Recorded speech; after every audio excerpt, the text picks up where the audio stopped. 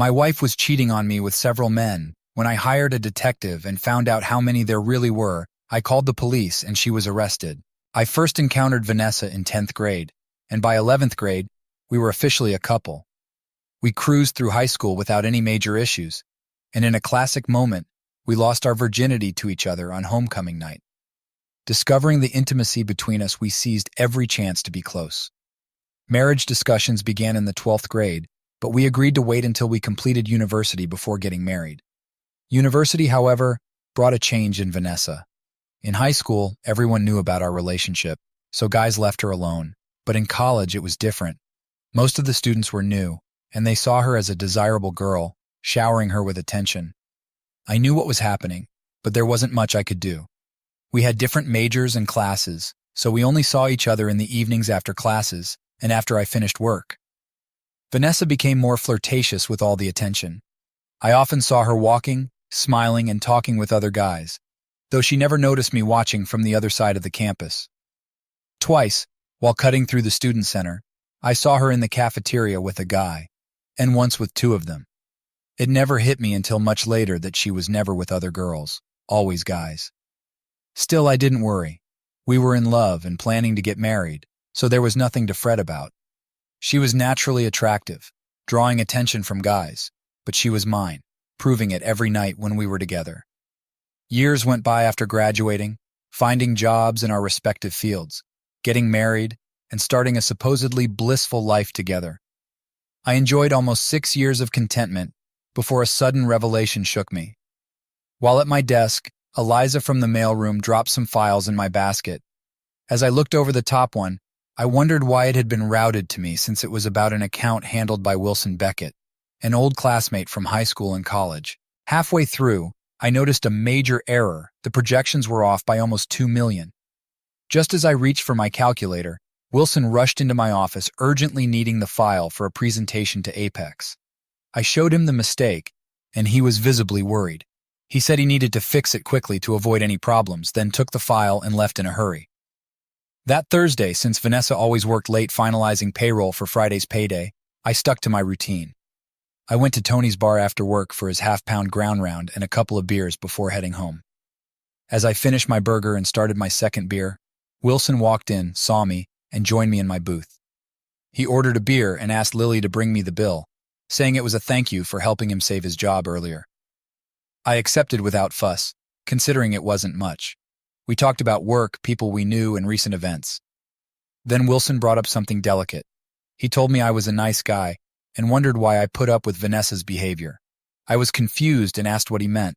He persisted, asking why I tolerated the way Vanessa acted. My puzzled look must have told him I had no clue what he was talking about.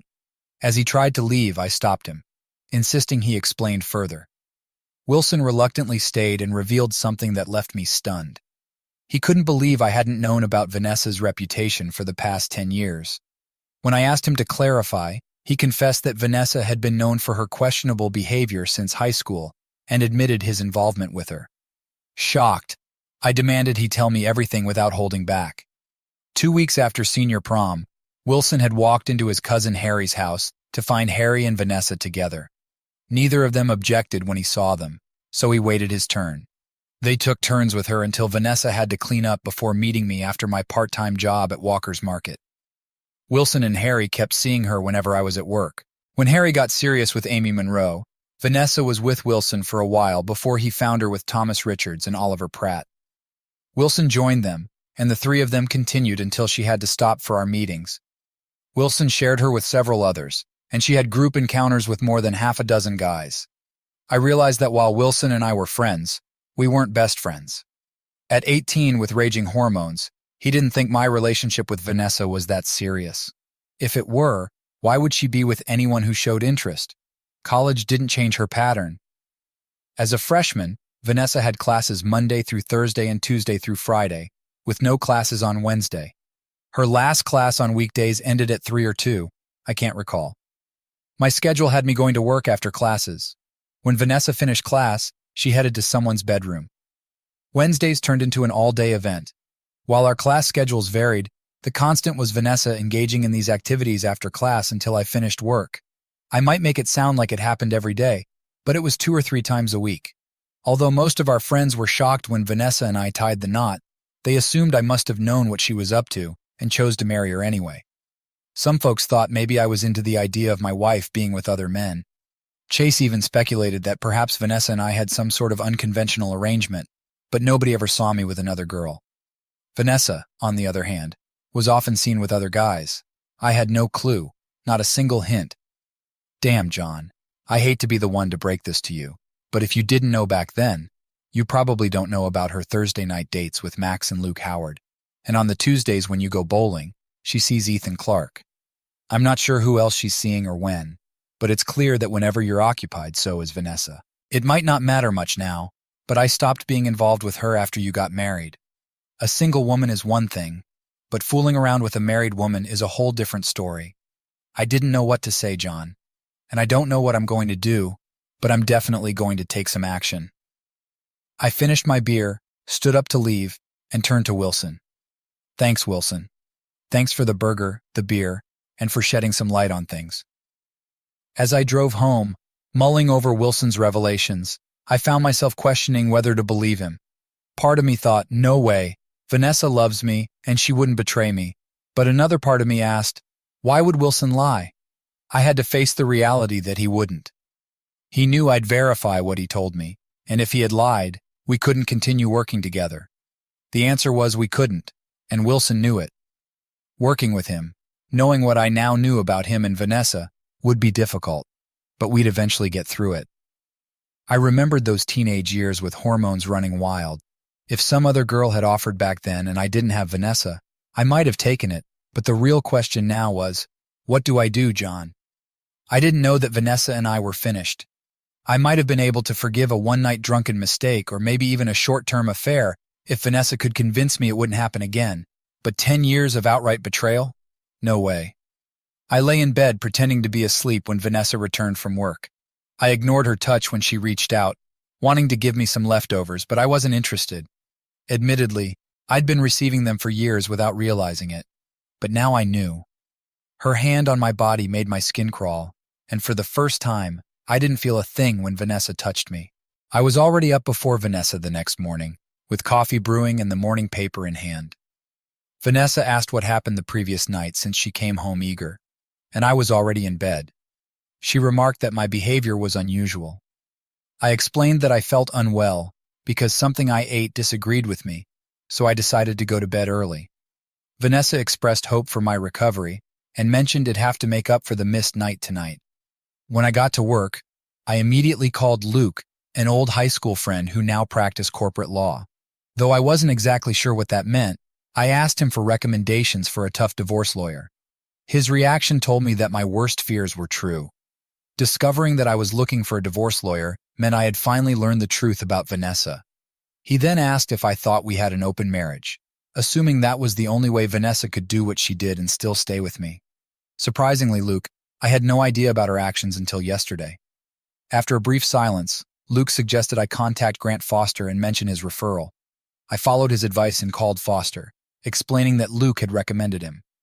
Foster said he could meet later that day if I could come by at 1. I agreed and showed up as planned. Foster laid out my options, ranging from an amicable separation to a full-on scorched earth approach. In our state, which wasn't a no-fault state, infidelity was a legitimate ground for divorce.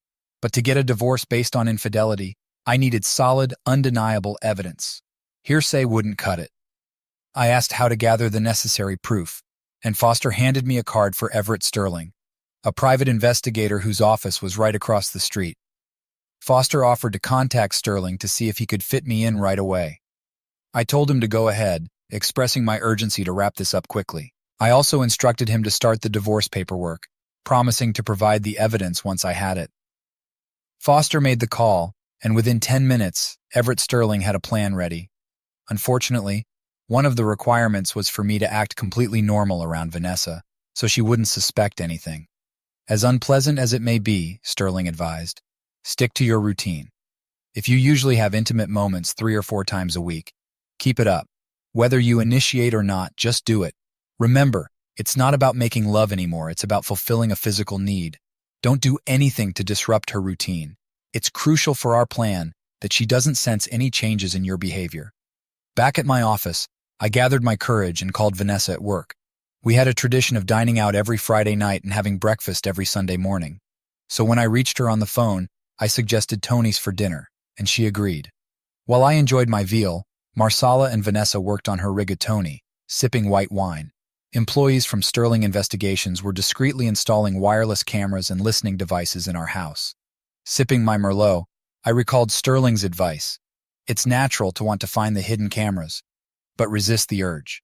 If she catches you, all our efforts could be wasted. Also, force yourself to act natural in the bedroom. It's challenging unless you're a natural exhibitionist. The system is motion activated, so you'll be on camera. Knowing some employees might see you, don't let it hold you back. Sterling advised, there's a switch at home to turn off the system, but most people forget to turn it back on. My advice, leave the system alone and act as if you're confident and in control. After dinner, while making a private video, I suggested to Vanessa that we go for drinks and maybe some dancing. She declined, insisting we head home so I could make up for disappointing her the night before. On the drive home, she slid over, unzipped my pants, and warned, "Drive carefully, sweetie. Don't crash and make me bite off your meat." What she was doing didn't feel special to me anymore. It felt like something she had done with countless men over the past 10 years. Despite my disgust, my body responded, and a few minutes into the act, I wanted her to continue. Soon after, I pulled into our driveway, and Vanessa urged me to hurry up to the bedroom. There was no way I could act natural, knowing I might be on camera, performing for an audience. So I went to the switch location and turned the system off, leaving my cell phone on the car seat as a reminder to reactivate it later. I don't know if Vanessa noticed, but that night wasn't about love. It was just going through the motions. Unfortunately, once wasn't enough, and I had to perform twice more before Vanessa let me sleep. The next morning, dressed for my run, Vanessa reminded me she wouldn't be home when I returned, citing a long hair appointment from 9 a.m. to 2 p.m. She mentioned gossiping with other regulars and usually going to lunch with them. It could have been true, but after what I'd learned, I figured she was meeting one of her lovers either before or after getting her hair done. As I left, I turned the system back on. I doubted anything would happen during my run, but I needed to make it a habit to ensure the system was active whenever I wasn't home. The switch only deactivated the cameras, the listening devices, and phone tap remained on. After my usual 5-mile run, I returned home and went down to the basement, opening the cabinet above my workbench where Sterling had placed the recorders. Inside were 2 receivers, one for the listening devices and phone tap, the other a DVD recorder receiving input from the wireless cameras. Confirming my suspicions, I heard a recorded conversation. "Hello, good morning. Are we still on for today?" "You bet. The wife took the kids to the zoo, so we have until 6 tonight. You know I can't stay that long. I need to be home by 2. Any later, and Jack will start wondering. He's already questioned why I don't get home until 2. Then skip the hair appointment and get over here so we can make it happen." "Yeah, sure." "Then what do I tell Jack when he asks why I've been gone so long and my hair's not done?" "I want more time with you too, baby, but we have to settle for what we can get." I recognized the man's voice. It was my cousin Sam.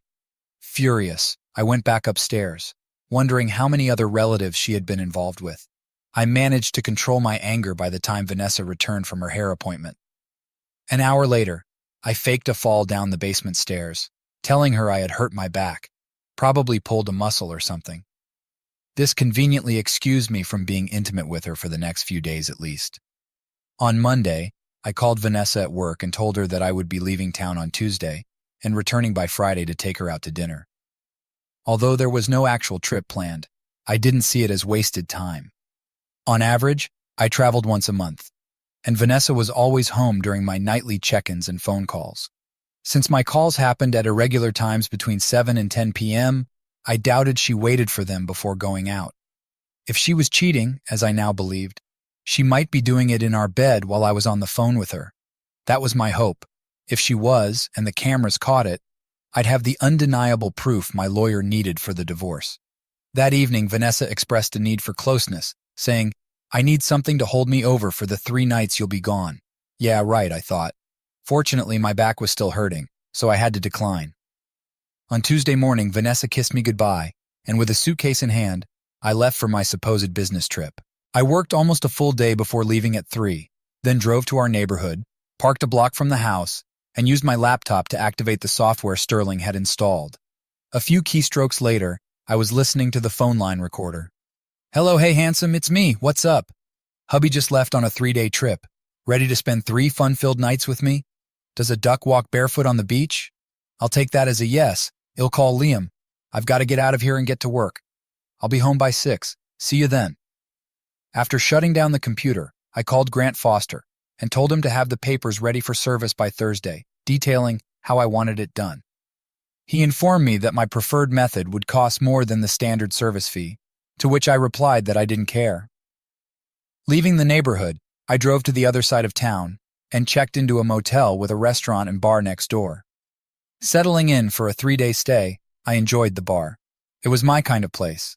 It brought a big smile to my face every time I visited. It was a country western bar with a jukebox full of great dance tunes.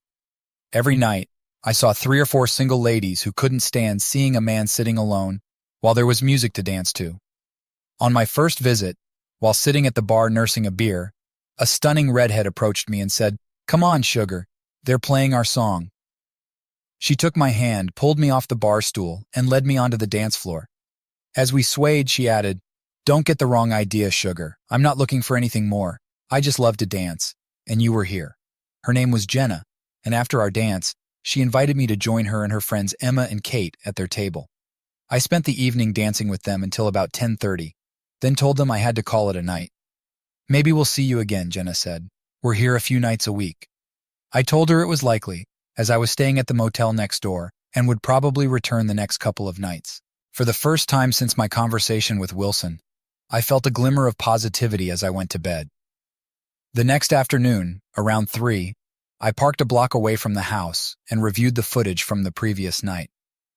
The 2 men who joined Vanessa in the bedroom were noticeably younger, at least 6 years her junior. It made me wonder if she was seeking youthful excitement. The content itself was unremarkable, just straightforward lovemaking. While the visual of Vanessa with 2 men didn't particularly captivate me, the audio was what truly intrigued me. Surprisingly, she didn't criticize my skills, which I had expected.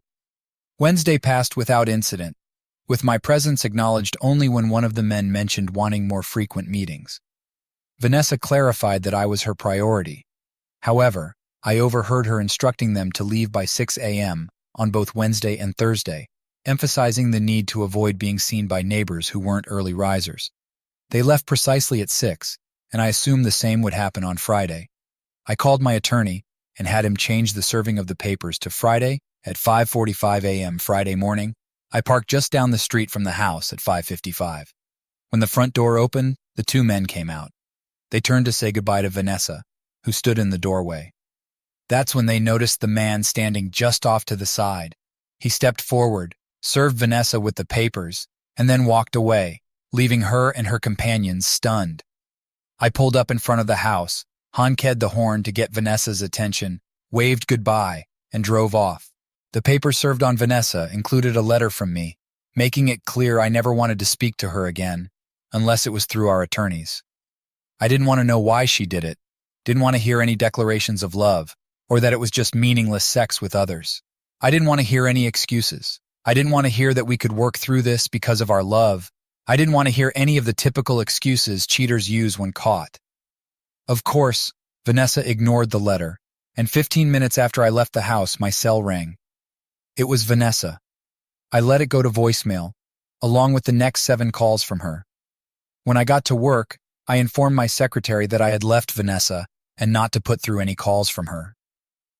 As I was opening my office door, another thought struck me.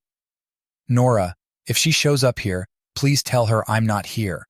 Say I've gone to meet a customer. Nora nodded and stuck her head in the door 5 minutes later. I talked to Cora at the front desk. If your wife shows up, she will call me and stall her to give you time to get out the side door.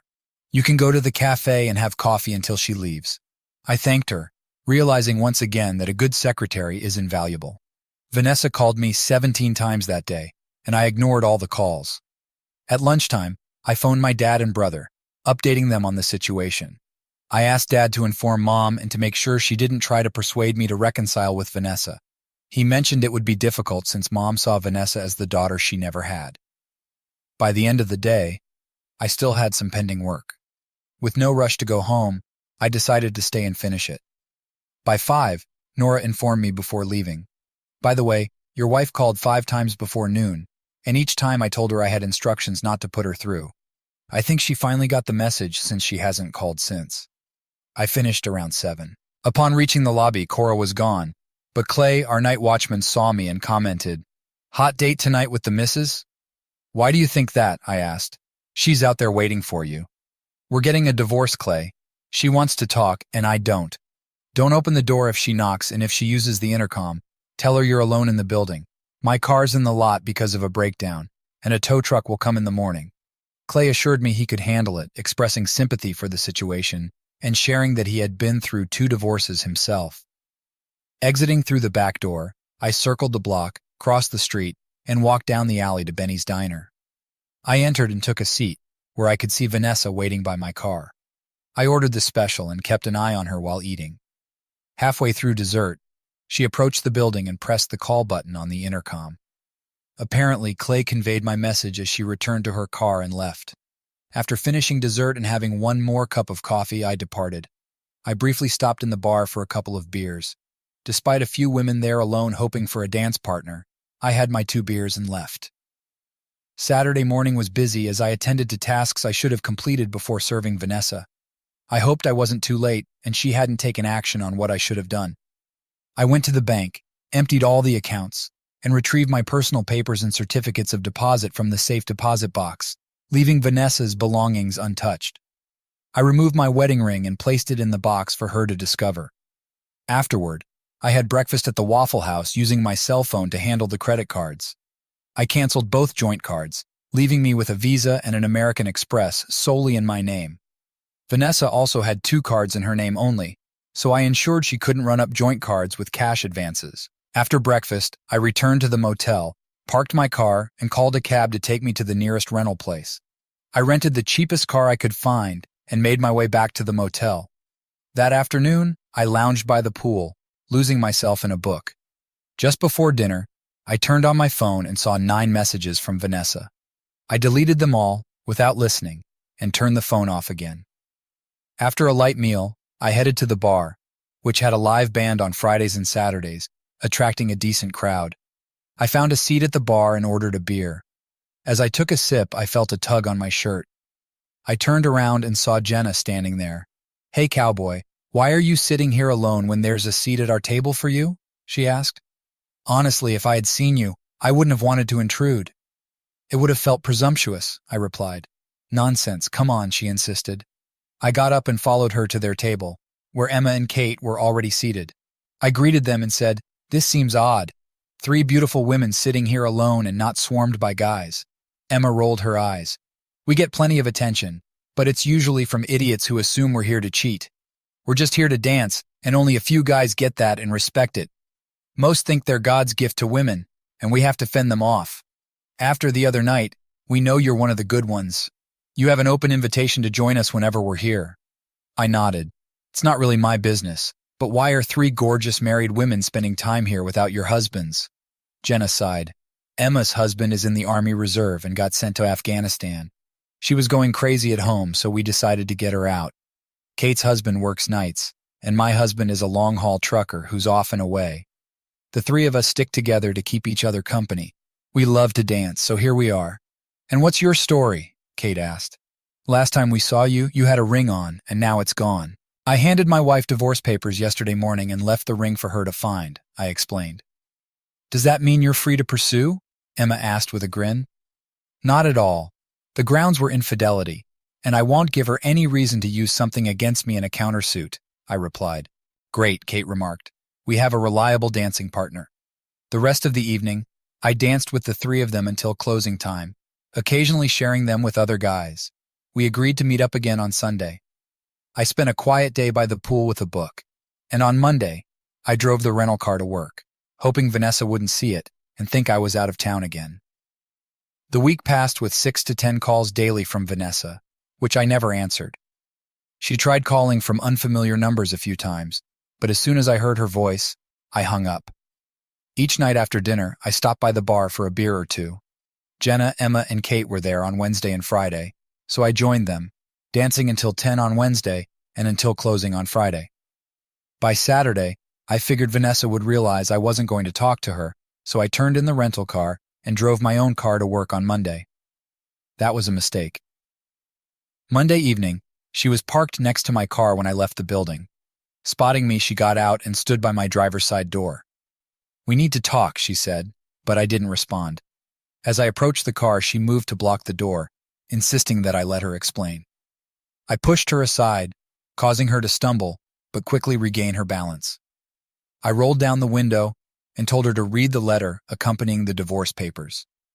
I stated that I wouldn't engage in any conversation without my attorney present, and that any discussion would strictly concern the divorce. Vanessa expressed her unwillingness to divorce and her lack of desire to be without me. I reiterated that our relationship was over, and that she needed to accept it because I wouldn't change my mind. After rolling up the window, I drove away, leaving her behind. Vanessa's refusal to accept my decision became apparent on Tuesday.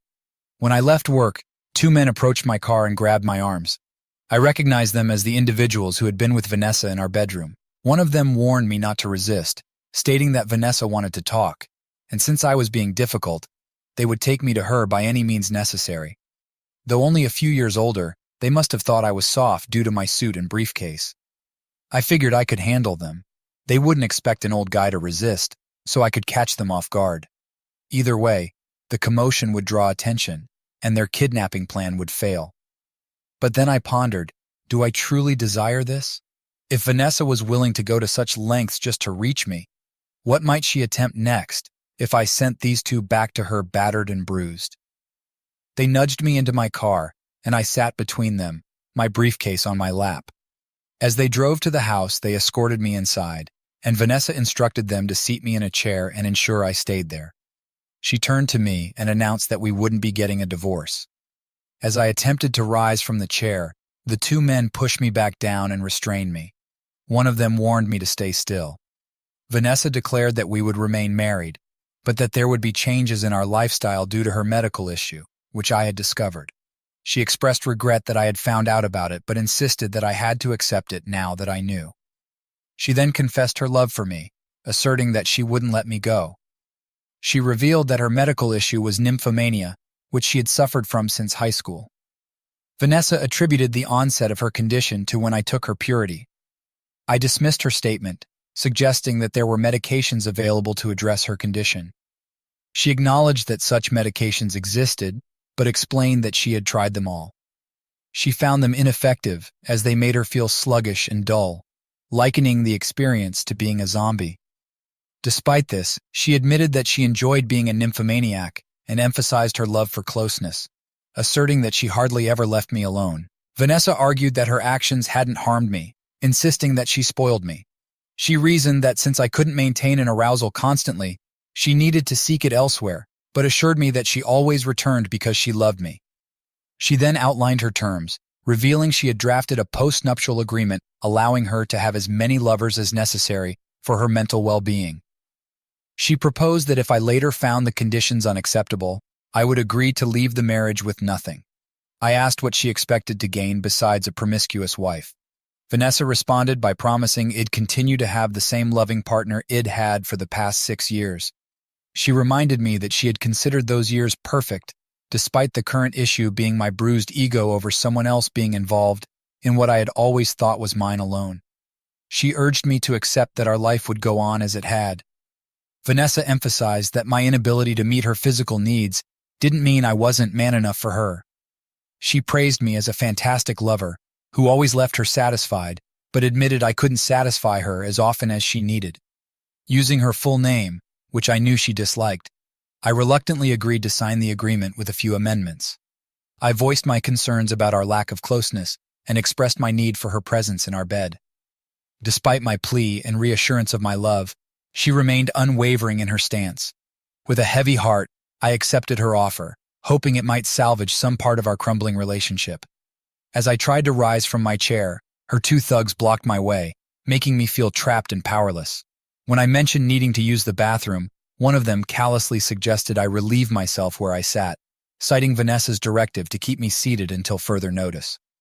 Vanessa returned after 5 minutes, read the document aloud, and I asked where to sign. She offered me a pen, but I mentioned her associates preventing me from standing. Instructing them to let me up, I approached her, placed my briefcase on the table, and took the pen. However, I decided to review the document myself to ensure it matched her description. After reading it, I chuckled, tore it up, and tossed the pieces at her. I grabbed my briefcase and headed for the door. Vanessa yelled to stop me, and her 2 goons pursued. As they neared, I swiftly turned and struck the first guy's head with my briefcase. It was a solid hit, sending him down. The second guy was taken off guard, and I punched him in the mouth, causing him to stagger backward. Then I delivered a forceful kick to his groin, and he collapsed. Understanding the need to keep them subdued, I continued to strike both of them, alternating between kicking them in sensitive areas and striking their ribs and heads. Vanessa screamed for me to stop or shed shoot. Glancing at her, I noticed she was aiming a weapon at me. Defiantly, I challenged her to shoot. I retrieved my cell phone, dialed emergency, provided my name and address, and informed the operator of my wife's armed threat. The operator advised me to remain calm and not provoke her, assuring me help was on the way.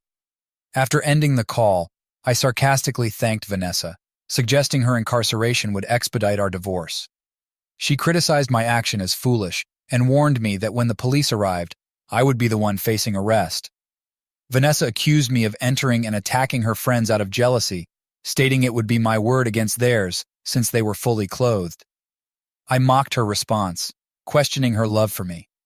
She assured me not to worry, but I countered by stating that I would bail out and that Dylan and Liam wouldn't press charges. I reminded Vanessa that Clay and Joyce had witnessed the 2 goons picking me up from work and escorting me inside. I accused her of having me brought there against my will and hindering me when I tried to leave. Despite her companion's failure, Vanessa then pulled out a weapon, pointing it straight at me. I told her that even if I spent a night in jail, once my witnesses testified, she would be the one facing charges, and I wouldn't be there to bail her out. I suggested that given the serious charges of kidnapping, false imprisonment, and threats with a weapon, her best option was to keep quiet. She ignored my advice and, along with her accomplices, concocted false stories leading to my arrest. The next morning, I called my friend Grant, explained everything, and asked him to work with Everett Sterling to gather evidence and take the necessary actions. Vanessa realized she couldn't get me out of jail until my court appearance, which was set for Monday.